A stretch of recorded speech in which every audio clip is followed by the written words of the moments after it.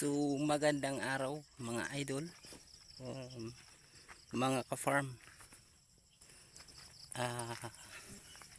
Mag-harvest po tayo ngayon sa ating siling pansigang. Dahil ay may order po tayo kahapon. Bali nag-pick up po ng ating mga hinarvest ng mga gulay, pero kinulang pa po at nag-order naman ulit at ngayon nating pipitasin. Konti lang pala to mga idol, 100 kilo lang order ngayon, pero dalawa lang kami nag-harvest ni Utol simula kanina.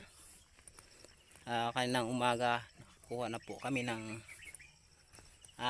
dalawang sako. So dalawang sako na lang pong kulang, wala na, tapos na mga idol. So tingnan natin ang ating taniman ng sili mga idol. Mag-harvest na po tayo.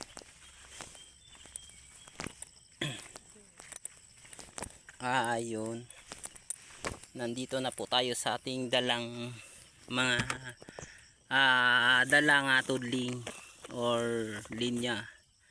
Yun dolo, makita po natin ang ating siling pansigang mga idolo.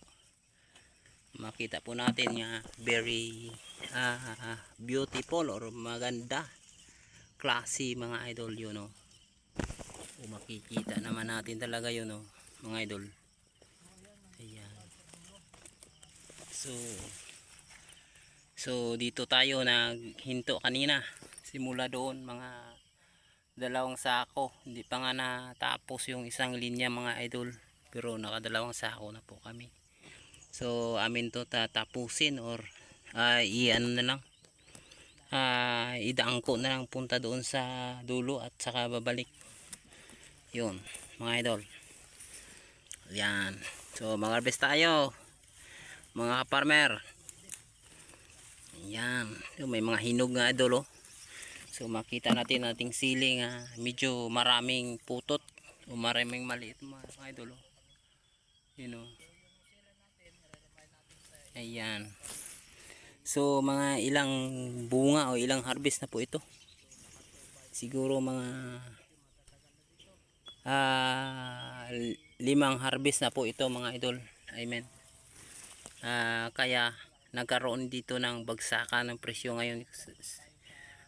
Sa ngayon ay medyo mababa ang presyo sa amin sa farm gate. Ay nagkaroon ng 35 per kilo dito sa farm gate. Pero okay lang yan mga idol, kaysa mabulok ang sili natin or